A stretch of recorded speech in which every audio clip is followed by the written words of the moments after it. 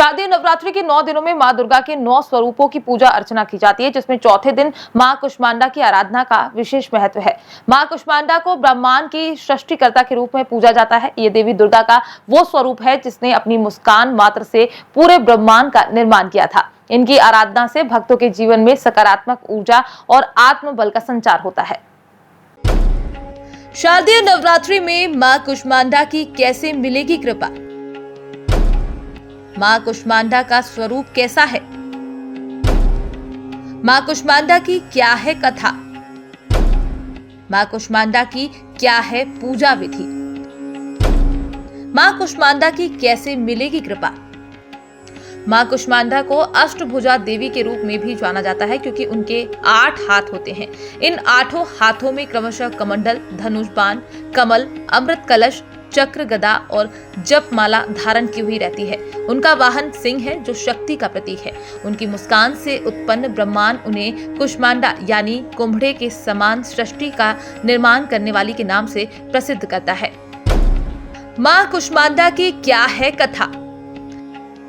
मां कुष्मांडा के जन्म की पौराणिक कथा बहुत ही रोचक है। जब ब्रह्मांड का कोई अस्तित्व नहीं था और चारों ओर अंधकार ही अंधकार था, तब देवी कुष्मांडा ने अपने दैवीय तेज से सृष्टि का आरंभ किया।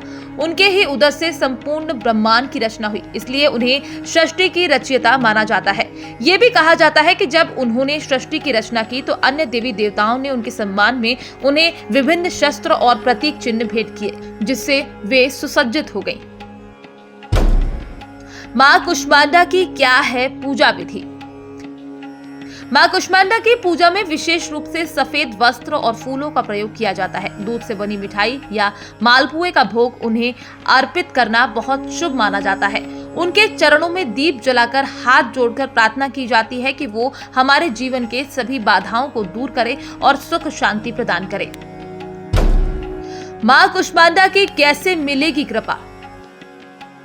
मां कुष्मांडा की आराधना से भक्तों को रोगों से मुक्ति मिलती है और उनका जीवन समृद्धि से भर जाता है। ऐसा माना जाता है कि उनकी पूजा करने से मानसिक संतुलन प्राप्त होता है और सभी प्रकार के भय और दुख दूर हो जाते हैं। मां कुष्मांडा के आशीर्वाद से जीवन में धन धान्य की वृद्धि होती है और दुखों का नाश होता है।